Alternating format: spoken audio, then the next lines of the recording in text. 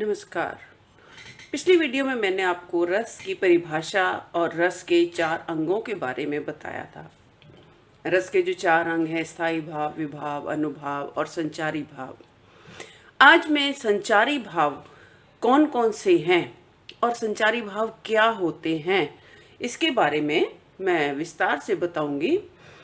कि जो संचारी भाव होते हैं, एक तो होता है स्थायी भाव, जो स्थायी भाव जिनसे 9 रसों की उत्पत्ति हुई है, और जो स्थायी भाव भी 9 हैं।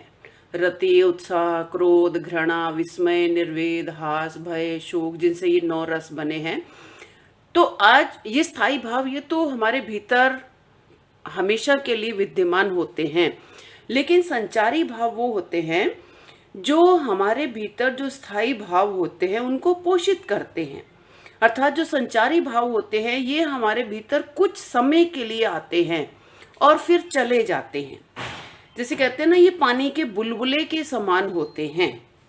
अब ये संचारी भाव 33 इनकी जो संख्या है वो मानी गई है। तो ये 33 कौन कौन से हैं? जैसे पहला आता है निर्वेद। निर्वेद से तात्पर्य है विरक्ति। विरक्ति क्या है? जैसे हमारे मन में स्वयं के प्रति उत्पन्न होने वाली जो ग्लानि का भाव है या निराशा का भाव, ये जिसको शांत रस का स्थायी भाव भी कहा जाता है, या वैराग्य, घृणा या खेद, कष्ट, दरिद्रता, या अपने किसी प्रियजन का जो विरोध है, रोग आदि के कारण मन में जो खेद या ग्लानि होती है, वो निर्वेद में के अंतर्गत आता है। दूसरा है ग्लानि। ग्लानि से मतलब है मानसिक संताप। ग्लानि से तात्पर्य है जैसे हमारे भीतर जो आदि व्याधि यानी शारीरिक और मानसिक जो कष्ट हैं, परेशानियां हैं, उनके कारण जो शरीर शिथिल हो जाता है, और शिथिल हो जाने पर जो एक मानसिक संताप का अनुभव करना, पश्चाताप या खेद की भावना उत्पन्न होना, ये ग्लानि में आता है। तीसरा संचारी भाव है शंका। शंका यानी संदेह, शक या अनिष्ट की आशंका, अर्थात किसी की क्रूरता या अपने भीतर के दोष के कारण या किसी भावी अनिष्ट की जो संभावना होती है, वो शंका के अंतर्गत आती है। चौथा है असूया। असूया यानी दूसरों को देखकर जलन या ईर्ष्या का जो भाव उत्पन्न होता है, उसको असूया बोलते हैं। पांचवा संचारी भाव है मद। मद यानी नशा, अहंकार या बेहोशी, या जैसे कहते हैं ना कि जब आदमी मदिरा सेवन करता है तो उससे जो व्याकुलता उत्पन्न होती है, वो भी मद के अंतर्गत ही आती है। अगला है आलस्य। जैसे अधिक परिश्रम, जागरण या व्याधि, व्याधि कहते हैं शारीरिक जो कष्ट हैं, उनके कारण जो उत्पन्न आलस जो है वो उत्पन्न हो जाता है। जब बहुत अधिक परिश्रम करते हैं या बहुत देर तक जागना या शारीरिक कष्ट कोई होता है, तो उससे जो आलस्य उत्पन्न होता है वो आलस्य के अंतर्गत आता है। अगला है श्रम। श्रम से मतलब है कि बहुत अधिक शारीरिक काम जो है वो श्रम के अंतर्गत ही आता है। जैसे चलने से या बहुत अधिक शक्ति के बाहर जाकर काम करने से श्रम उत्पन्न होता है।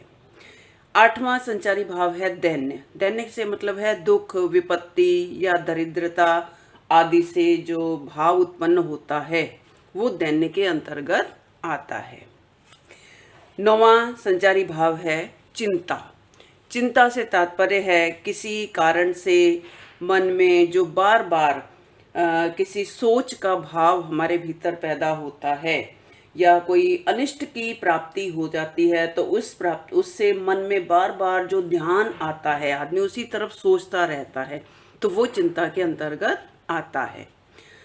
10वां भाव है मोह। मोह से तात्पर्य है कि वियोग, भय आदि से उत्पन्न किसी के प्रति प्रेम का भाव, यानी किसी से प्रेम करके उसके प्रति जो व्याकुल होना, ये मोह के अंतर्गत ही आता है। 11वां है स्मृति। स्मृति से तात्पर्य है सुख दुख आदि का स्मरण करना, यानी किसी व्यक्ति या वस्तु को देखकर जो पूर्वानुभूति का स्मरण होता है, किसी को देखकर हमें कुछ पुरानी जो घटनाएं हैं, बीती बातें जो याद आती हैं, वो स्मृति में आती हैं। 12वां संचारी भाव है स्वप्न।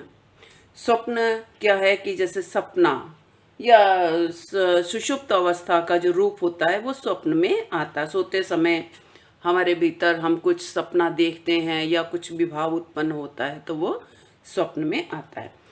अगला है धृति। धृति से तात्पर्य है धैर्य। धैर्य यानी ज्ञान या शक्ति के कारण कर्म भोगों को भोगने का जो संतोष है वो इसके अंतर्गत आता है।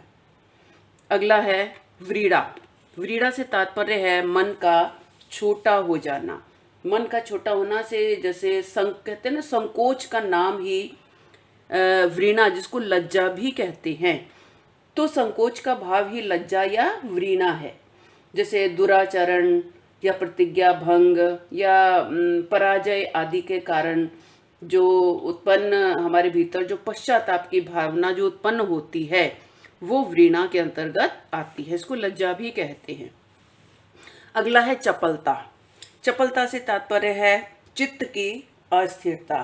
चित्त की अस्थिरता से मतलब है जैसे प्रेम की अधिकता या विरोध की अधिकता से जो मन हमारा अस्थिर हो जाता है वो चपलता के अंतर्गत आता है। अगला है हर्ष। हर्ष से तात्पर्य है मन की प्रसन्नता।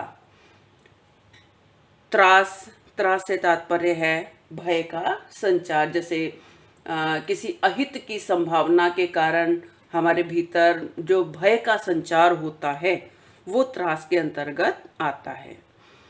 18वां है विषाद। विषाद से तात्पर्य है मानसिक अनुताप से उत्पन्न भाव। मानसिक अनुताप अर्थात जब कोई इच्छित अर्थ की असफलता हमको प्राप्त होती है या भय या अपराध आदि से जो हमारे भीतर जो भाव उत्पन्न होता है वो विषाद के अंतर्गत आता है। अगला है आवेग। आवेग अर्थात चित्त की घबराहट। चित्त की घबराहट मतलब जैसे अनिष्ट की प्राप्ति से उत्पन्न जो आवेश से ये स्थिति पैदा होती है, जैसे अशांति या अप्रिय बातें कुछ सुनने से हमारे भीतर ये स्थिति उत्पन्न हो जाती है। जड़ता। जड़ता अर्थात किंग कर्तव्य विमूढ़ हो जाना। किंग कर्तव्य विमूढ़ का मतलब है जैसे चाहे हमारा इष्ट हो या कोई अनिष्ट हो तो दोनों की ही प्राप्ति पर व्यक्ति जब अचानक हक्का बक्का रह जाता है तो एकदम जड़ अर्थात स्थिर हो जाता है, तो वो जड़ता के अंतर्गत आता है। अगला है गर्व। गर्व यानी किसी भी कारण से मन में उत्पन्न जो अभिमान होता है वो गर्व के अंतर्गत आता है। औत्सुक्य। औत्सुक्य से तात्पर्य है जैसे किसी वस्तु की प्राप्ति की सहसा इच्छा करना, ये औत्सुक्य। औत्सुक्य यानी उत्सुकता। जैसे हम चाहते हैं कि हमको ये चीज जल्दी प्राप्त हो जाए, तो ये क्या है, ये औत्सुक्य में के अंतर्गत आता है। अगला है निद्रा। निद्रा से तात्पर्य है परिश्रम या थकान आदि से जो चेतना है वो निश्चेष्ट हो जाती है, तो आदमी क्या है नींद में, गहरी नींद में सो जाता है, तो वो निद्रा में आता है। 24वां है अपस्मार।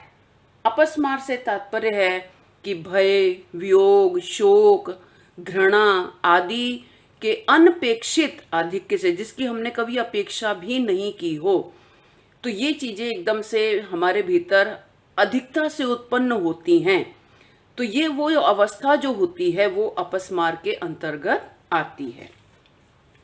25वां संचारी भाव है विबोध। विबोध यानी निद्रा भंग। जैसे जब आदमी के भीतर से अज्ञान दूर हो जाता है, तो अज्ञानता दूर हो जाने के पश्चात उत्पन्न होने वाला जो आत्मबोध है वही विबोध कहलाता है।